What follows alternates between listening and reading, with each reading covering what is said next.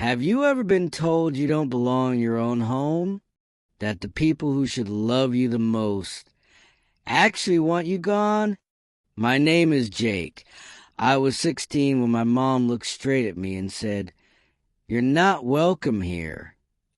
At first, I thought she was joking. But when I saw the cold look in her eyes, I knew she meant every word. That night broke me, but it also lit a fire inside me. And when she finally saw what I had in my hand months later, she couldn't believe it. When you're a teenager, you think family is supposed to protect you, to encourage you, to remind you that you matter. But in my house, things weren't like that. My parents had always been rocky. They fought about money, schedules, and sometimes about me. My dad was a truck driver, often on the road for days, sometimes weeks. When he was gone, my mom carried this anger, this bitterness. I used to tell myself it wasn't about me, but the way she looked at me sometimes, it felt like I was just a burden she was forced to carry. My younger sister, Lily, was a different story. She was the star, the favorite, the one who could do no wrong. She got the new clothes, the hugs, the smiles. If I came home with an A on a test, Mom would barely nod. But if Lily drew a silly doodle in art class, Mom would hang on the fridge like it belonged in a museum. I felt invisible most of the time. But still, I never thought my mom would actually tell me to leave. It happened one Saturday morning, just a week before my birthday. I had been saving money for months, cutting lawns, washing cars, doing whatever small jobs I could find. My goal was simple: buy myself a laptop for school. Our family computer was old and broken half the time, and I wanted to take my studies seriously. I was proud of myself. For once, I thought maybe Mom would be proud too. But when I told her, she didn't smile. She frowned. "Why would you waste money on that?" She asked, "You're not smart enough to use it for anything important. You should save it for something that actually matters." Her words hit me like a punch. I stood there, frozen, the excitement draining out of me. I laughed nervously, hoping she was joking, but her face stayed cold and serious. Later that day, I overheard her talking to Lily in the kitchen. I wasn't trying to eavesdrop, but their voices carried. "Don't worry, sweetheart," Mom said softly. "Jake won't be around much longer. He doesn't belong here." Those words cut deeper than anything she had ever said to me. I felt my chest tighten, my throat burn. She was my mom, my own mother, and she wanted me gone. The breaking point came the next morning. I came downstairs, backpack on, planning to head to the library to study. But she stopped me at the door. Her arms were crossed, her eyes sharp as glass. "You're not welcome here, Jake," she said. "When your dad gets back, I'll tell him. But until then, I don't want you acting like you live here. You're 16. You're old enough to figure things out on your own. Go." I stared at her, my hands trembling. "What are you talking about? This is my home, too." "Not anymore," she snapped. "Get out." I looked at Lily, hoping she'd say something, hoping she'd tell Mom this was wrong. But she didn't. She smirked. She was enjoying it. So I left. I walked down the street with just my backpack and the little bit of cash I had saved. The air felt colder than usual. The world felt bigger. I didn't know where to go. I ended up at the park, sitting on a bench for hours, staring at the ground. The words kept echoing in my head. You're not welcome here. That first night, I crashed at a friend's house. He didn't ask many questions, and I didn't give many answers. But when the lights were off and everyone was asleep, I lay awake, tears running silently down my face. Imagine your own mom rejecting you, not because you broke the law, not because you hurt anyone, just because she decided you weren't enough. It was the kind of pain that makes you feel worthless. But here's the thing about pain. It can destroy you or it can push you to rise higher. And even in that broken moment, I made a promise to myself. I will prove her wrong. So I worked harder than ever. More lawns, more cars, more late-night shifts at the diner, where they finally let me bus tables. I saved every dollar. I studied at the library until closing time. I pushed myself in school like never before. Every time I wanted to quit, I remembered her face. I remembered her words. And they fueled me. Weeks turned into months. My shoes wore down, my clothes grew thin, but my grades climbed. Teachers noticed. Jake, you're really improving, one said. Another recommended me for a local scholarship program.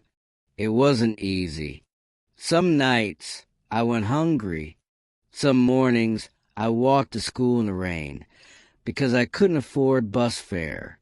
But through it all, I kept building something inside me. Strength.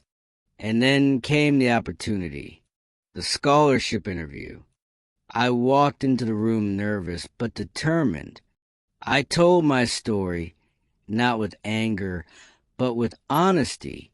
How I had faced rejection, but chose resilience. How I want to study computer science, to create something meaningful. The panel listened. Some even wiped away tears. When I left, I wasn't sure I had impressed them, but a week later I got the letter. I had done it, a full scholarship, one of the best programs in the state. And that's when I knew this was just the beginning, because when I walked back into that house, holding the letter in my hand, my mom had no idea her world was about to change.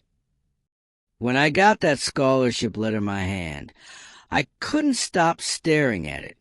My fingers shook as I traced the words again and again. Congratulations, Jake. We are pleased to award you. For months, I had been nothing but invisible to my own mother. Rejected, pushed aside, humiliated. But now, I finally had proof that I was more than the worthless boy she claimed I was. Still, part of me hesitated. Should I even show her? Should I just leave and never look back? A big part of me wanted to, but another part burned for her to see it.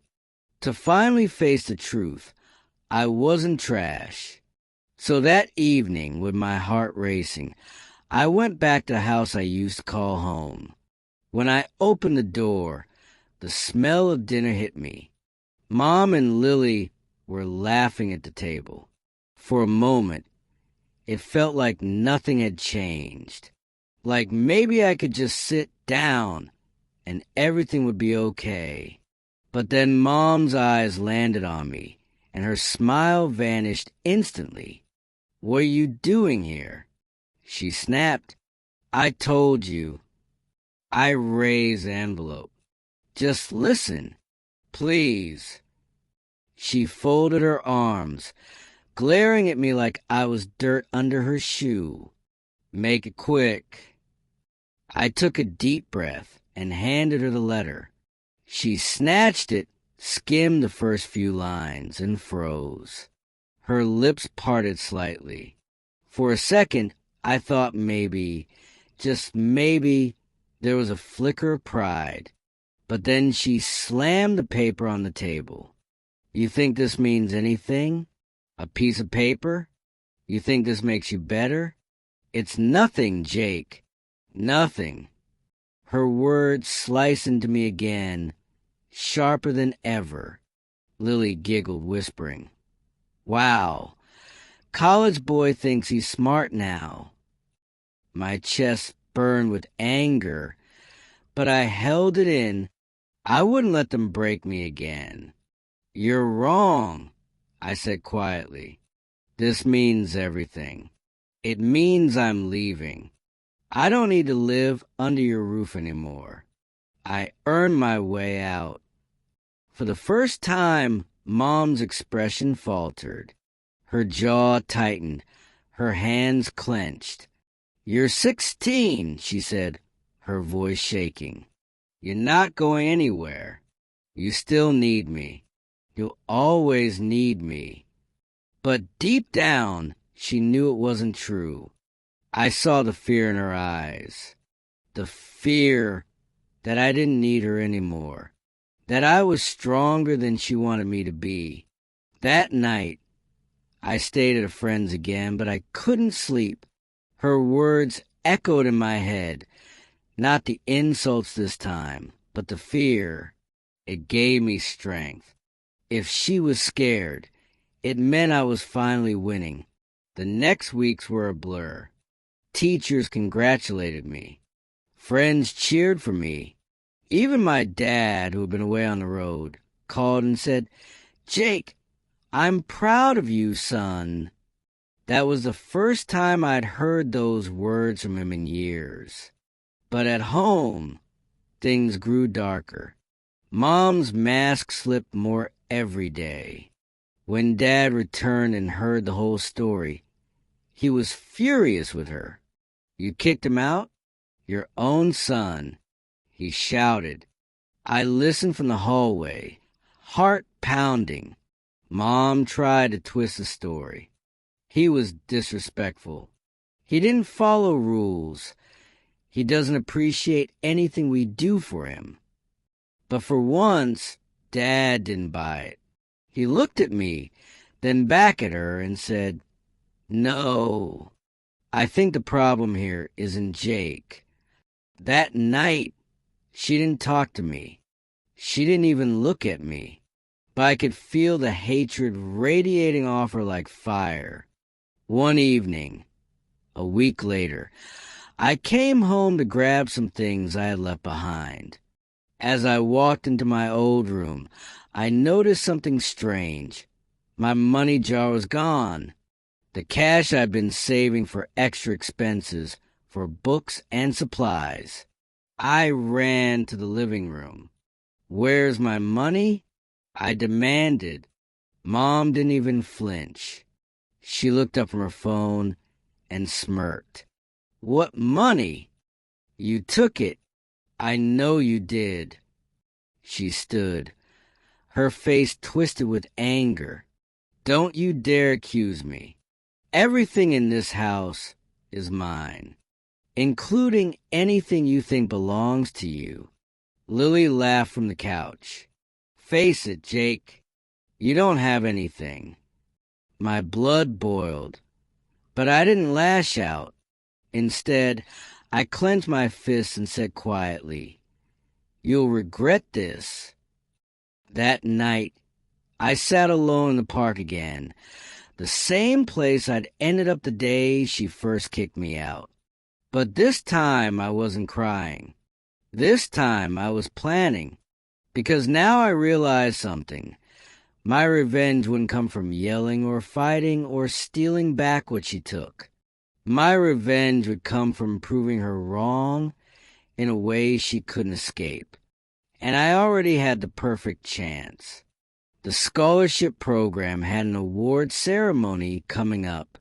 Families were invited, and I had the power to choose who I wanted by my side. Guess who I wasn't going to invite? But life has a cruel way of twisting plans.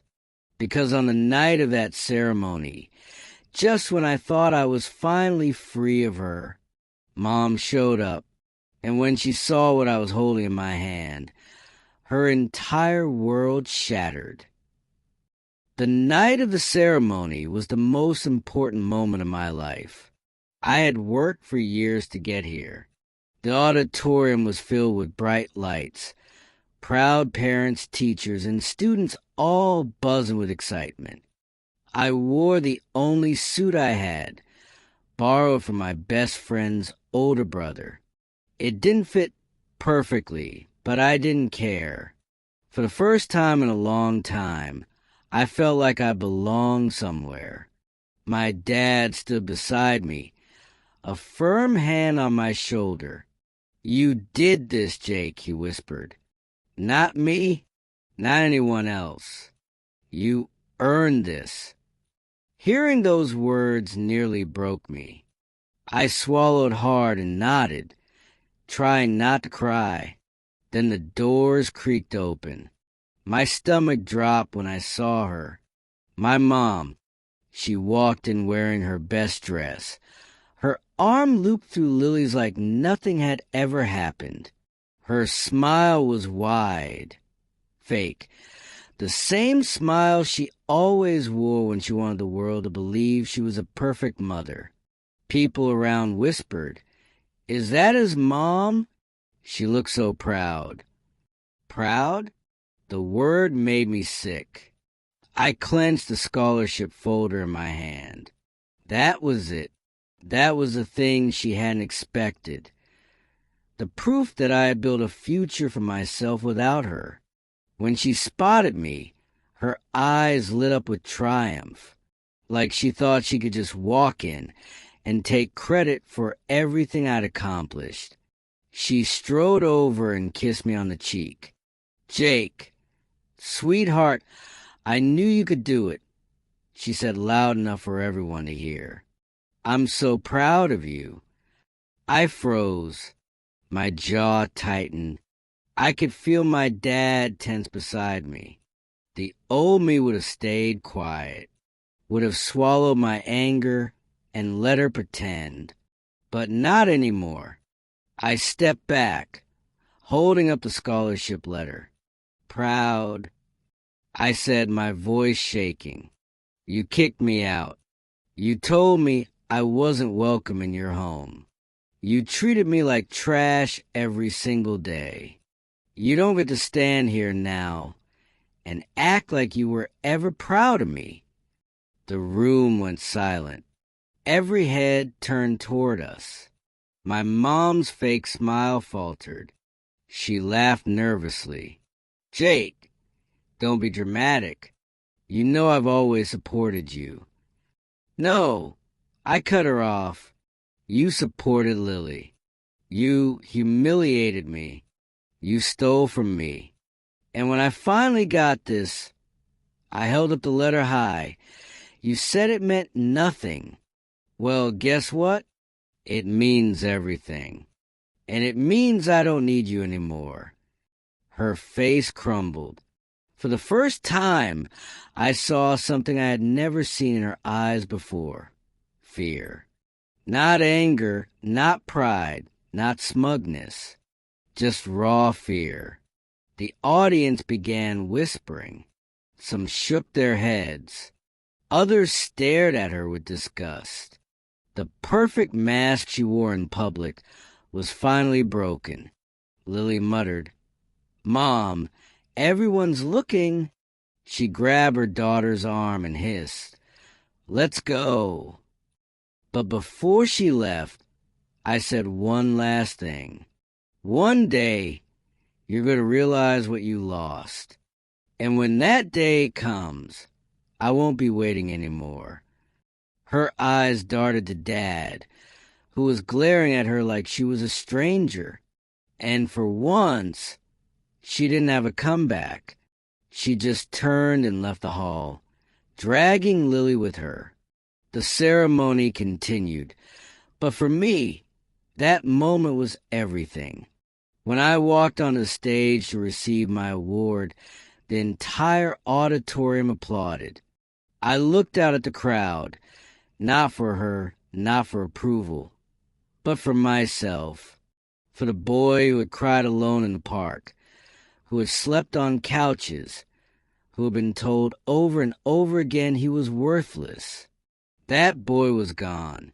Now I was Jake, the kid who had survived, who had fought, and who had finally won. After the event, Dad hugged me tightly. "You don't need her, son. You never did. But tonight, you showed her exactly what she threw away." Tears filled my eyes. I didn't just want revenge. I whispered. I wanted her to see the truth. He nodded, and she did. Trust me, she'll never forget it. Walking out of that hall, under the cool night sky, I realized something important. Revenge isn't always about tearing someone else down. Sometimes the best revenge is simply rising so high that the people who try to break you can't even reach you anymore. And that night, I finally felt free. So, what do you think? If you were in my place, would you have let my mom back into your life after everything she did? Or would you have walked away just like I did?